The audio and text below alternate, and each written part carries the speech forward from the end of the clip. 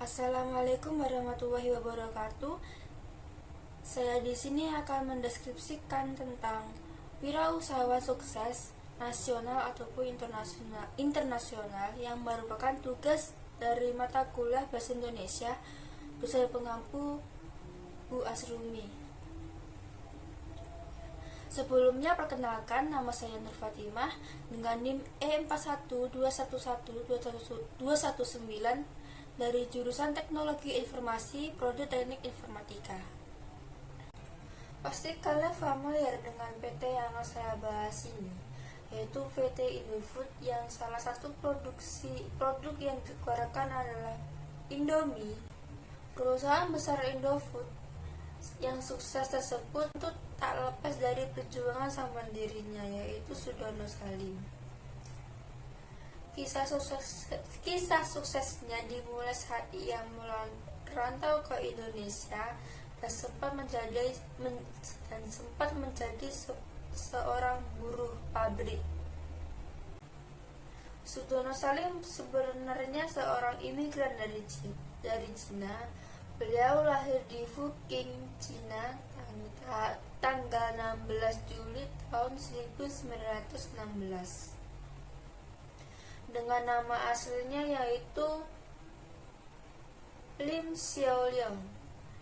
Ia memutuskan untuk datang ke Indonesia, tepatnya di Surabaya, Jawa Timur, dan menetap di Kudus, Jawa Tengah. Perjalanan panjangnya tentu saja tidak mudah. Ia bahkan datang ke Indonesia dengan berlarian menggunakan kapal tanpa mesin. Sesampainya ia di Surabaya, kemudian ia mendapatkan pekerjaan sebagai buruh pabrik di salah satu pabrik pembuatan kerupuk dan tahu. Walaupun ia menjadi buruh pabrik, tapi nyatanya naluri bisnis Sudono Salim tak dapat dibendung. Ia kemudian melihat berbagai peluang bisnis. Salah satunya, ia melihat peluang bisnis berada di tempat tinggalnya, yaitu di Kudus, Jawa Tengah. Ia mencoba untuk berjualan tembakau yang merupakan bahan baku utama pembuatan rokok. Sehingga ia pun mulai terjun ke bisnis pemasak cengkeh dan tembakau. Memulai bisnis tentu saja memerlukan modal yang tidak sedikit.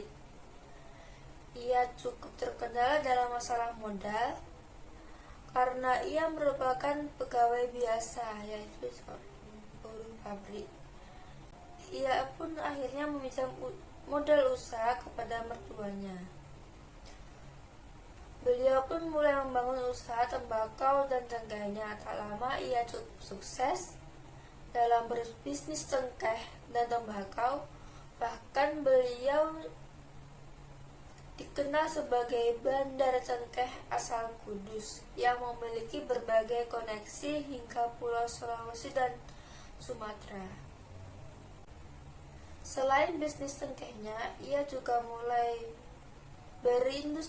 berbisnis dalam bidang logistik, yaitu seperti pasokan barang-barang medis untuk tentara revolusioner di Medan. Dalam perjalanan bisnisnya itu pun tak mudah. Beberapa masalah terjadi pada dirinya, mulai dari bisnisnya yang dituduh sebagai pemasok pemerintah Belanda sampai dengan bisnis cengkehnya mulai mengalami kebangkrutan. Pada tahun 1942, saat Indonesia berada di bawah kekuasaan Jepang yang baru saja memasuki Hindia Belanda, karena hampir seluruh kegiatan masyarakat harus diberhentikan. Hal tersebut berlangsung hingga 3 tahun lamanya. Setelah Indonesia merdeka, Sudono Salim memutuskan untuk pindah ke Jakarta dan memulai bekerja sama dengan perusahaan asal Tiongkok dan Hong Kong untuk menjadi pemasok utama produk kebersihan berupa Sabun Ketentara Nasional Indonesia. Ia pun mulai melihat berbagai peluang bisnis baru kembali. Ia pun mulai bekerja sama dengan Poktaryadi untuk mendirikan bank yang diberi nama Sentral Bank Asia, yang dikenal hingga saat ini.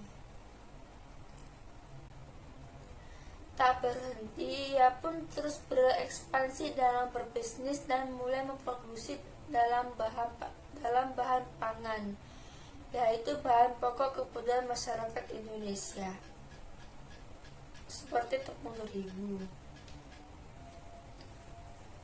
Ia pun mendirikan PT Bogosari pada tahun 1968 yang berdiri hingga saat ini.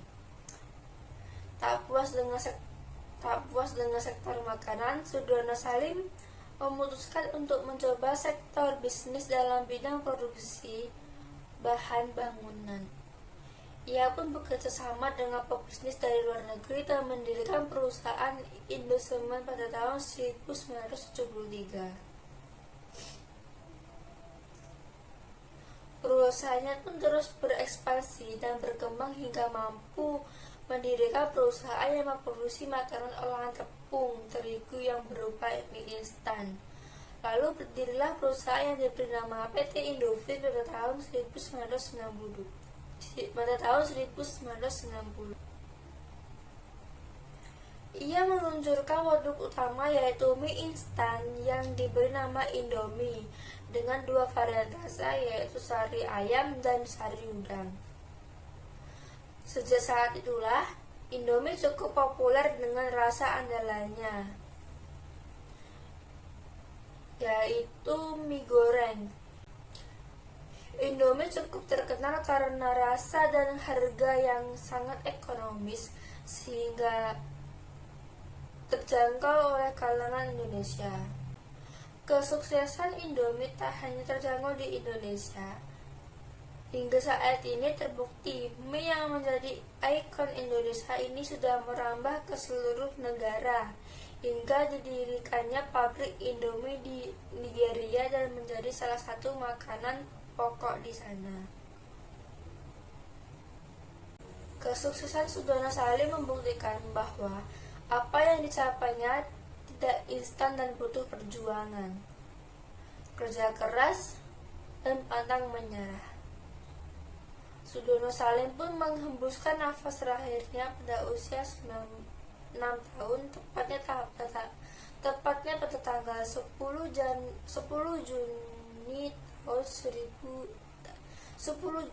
Juni tahun 2012.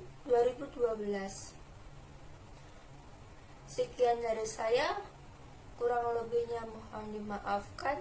Wassalamualaikum warahmatullahi wabarakatuh.